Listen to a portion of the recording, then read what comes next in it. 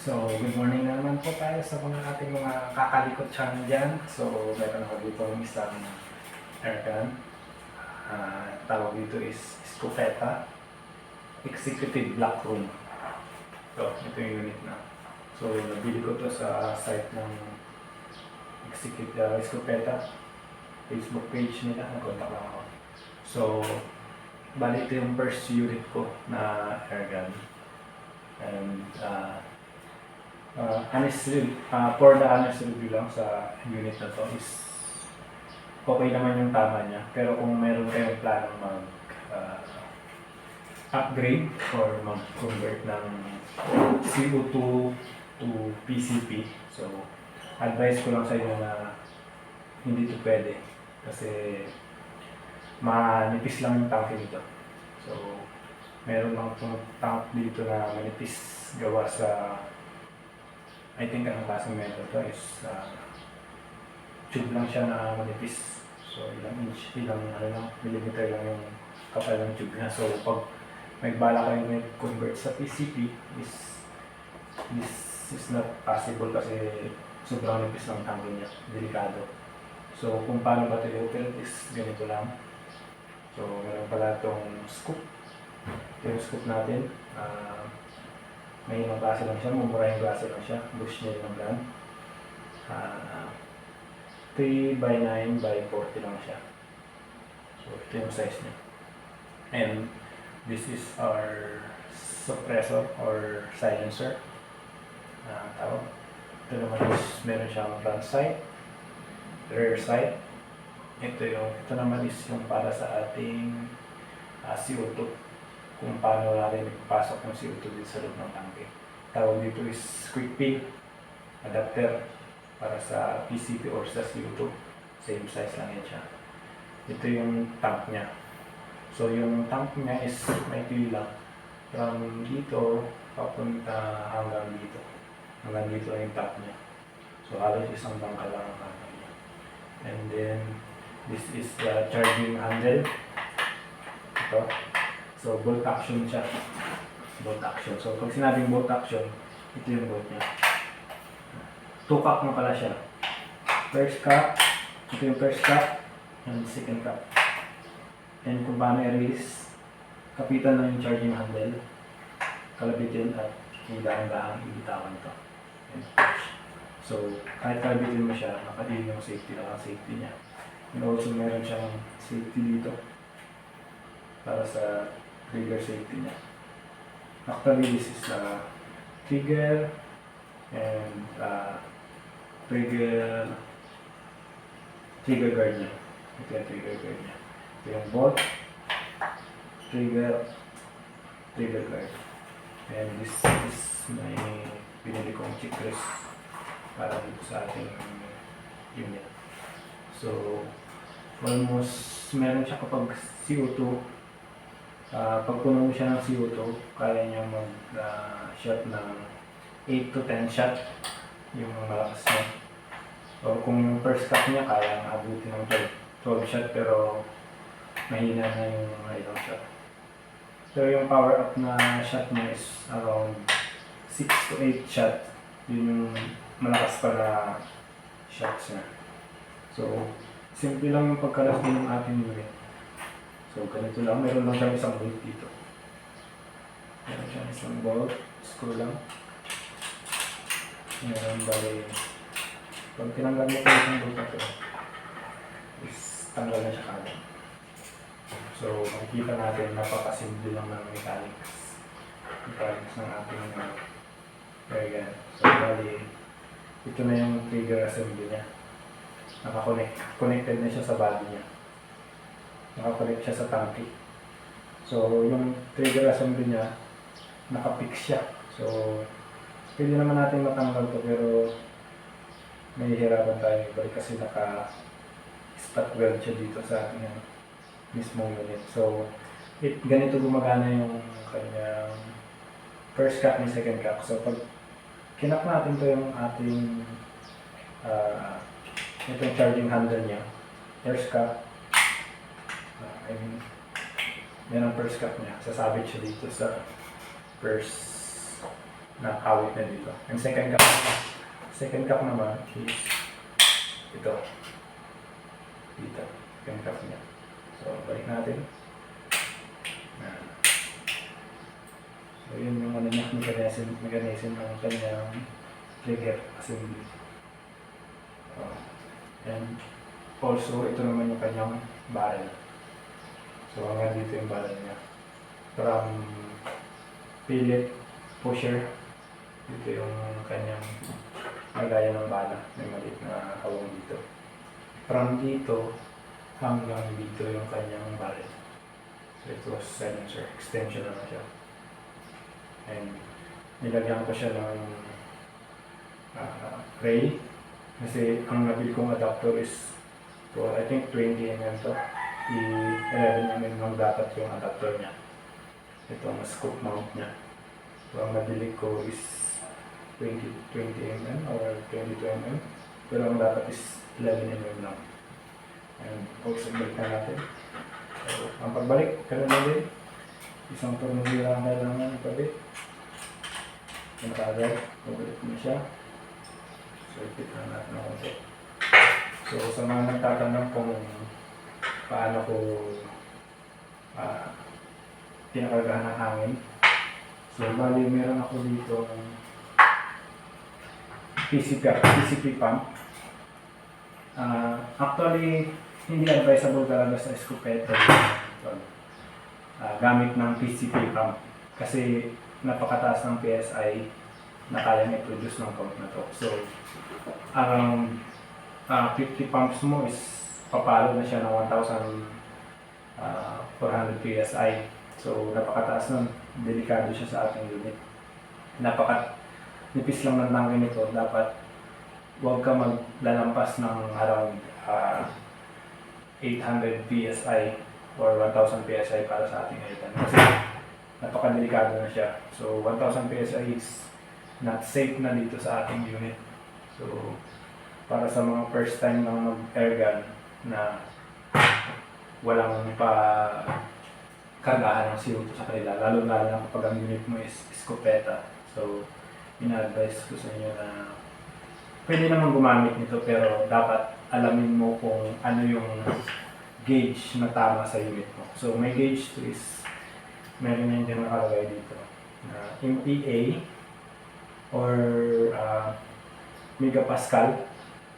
So, yan yung unit na nakalagay dito.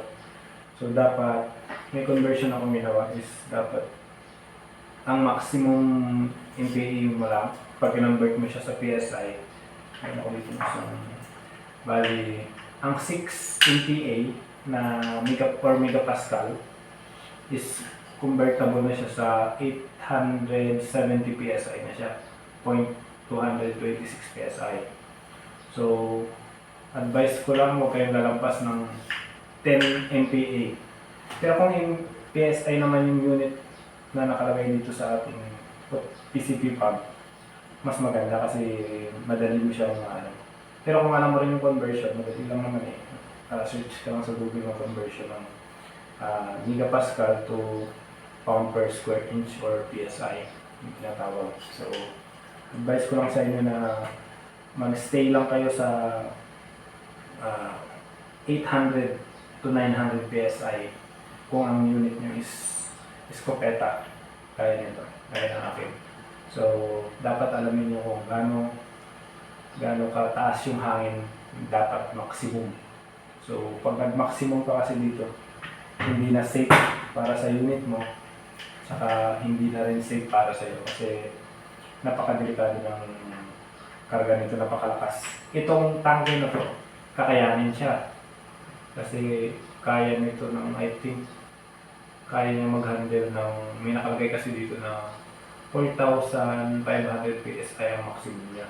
So, sa CO2, okay lang. Sa CO2 tank, okay lang.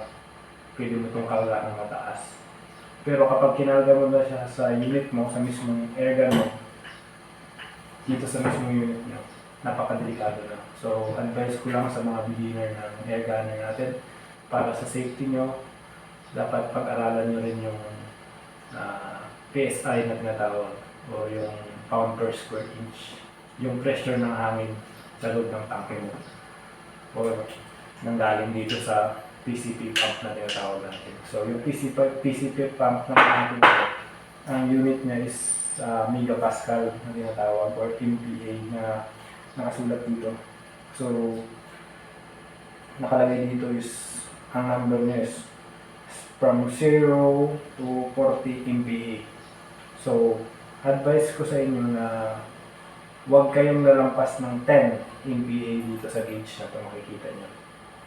Kasi sigurado, kakayanin siguro ng tanke nyo around 1,200 PSI. Pero napakadelikado na nun para sa unit nyo tsaka sa inyo. So huwag kayong lalampas ng 7, dapat mag-minimum pa lang sa 6 or 7 MPa. Or pag 7 kasi around 1,000 PSI na siya eh. So at least medyo delikado na rin yun para sa unit natin. Napakanipis kasi ng tangke na to. Sa unit pala na binibenta ko yung Nimrod. So yun yung medyo advisable pa siya na convert into PCP. So kasi yung tangke ng Nimrod, lalo na yung threaded, yung tangke niya, full steel siya na makapal. So yung mga nakikita nyo sa mga nagko-convert ng Nimrod, pwede yun siya kasi threaded na yung valve niya. Tapos yung tangke niya makapal. Tapos nilalagyan lang siya ng tinatawag niya offset para ma-convert mo siya into PCP. So patatin mo lang yung tangke dito. Pero pagdating naman dito sa escopeta, sa mga first time air gunner na gusto mag-upgrade, advice ko hindi ito yung unit na para sa iyo. Ito is good for CO2 lang.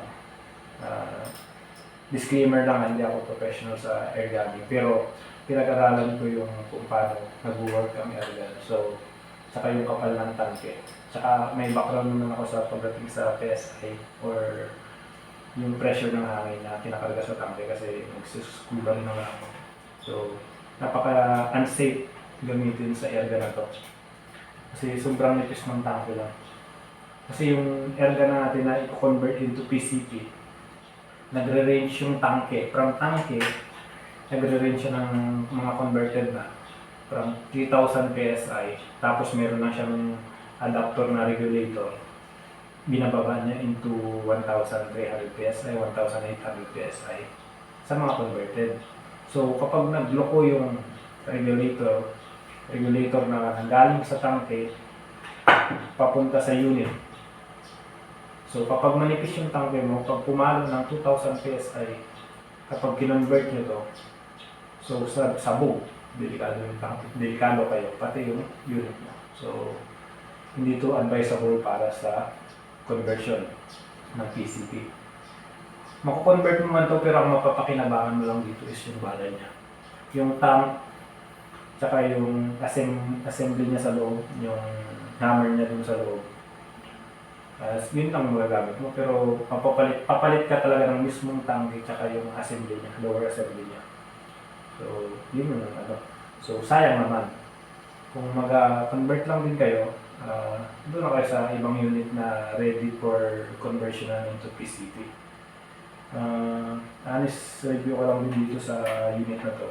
Actually, this is my first unit, kaya paborito ko pa rin siya kasi dito ako nag-start ng air gun to. So matagal na to sa akin, almost 5 years na to sa akin. So hindi pa rin naman ako binubigo. Actually, hindi ko naman siya ginagamit pang hunting kasi I promote naman na responsible air gunner tayo. Hindi tayo nagpo-promote ng hunting sa mga wildlife. So ayaw ko rin na gamitin itong air gun na to para i-hunt ng mga wildlife. So ang purpose ko lang ng air gun na to is laruan ko lang para sa target shooting, steel target or paper target lang yung prepare ako sa ano. Pero pagdating sa hunting naman, hindi ko siya ginagamit. Ayaw ko siyang gamitin for hunting. So for recreational purposes only yung air gun ko na to. So kung paano ko ba siya pinakagahan. So Bale, from PCP pump, meron to siyang quick fill adapter dito sa loob. Nakikita niya. Ito yung tinatawag nating quick fill adapter, and yung PC pump naman natin is merong quick fill female adapter naman. So ipapasok lang natin ito dito. Yan, quick release lang yan siya. Yan, quick release. So pagka na-connect mo na siya, bali yan. So sample lang. Connected na siya. So ipapump ko na siya dito. Pump. Around siguro mga 20 pump mo pa lang, papalo na ang gauge ng around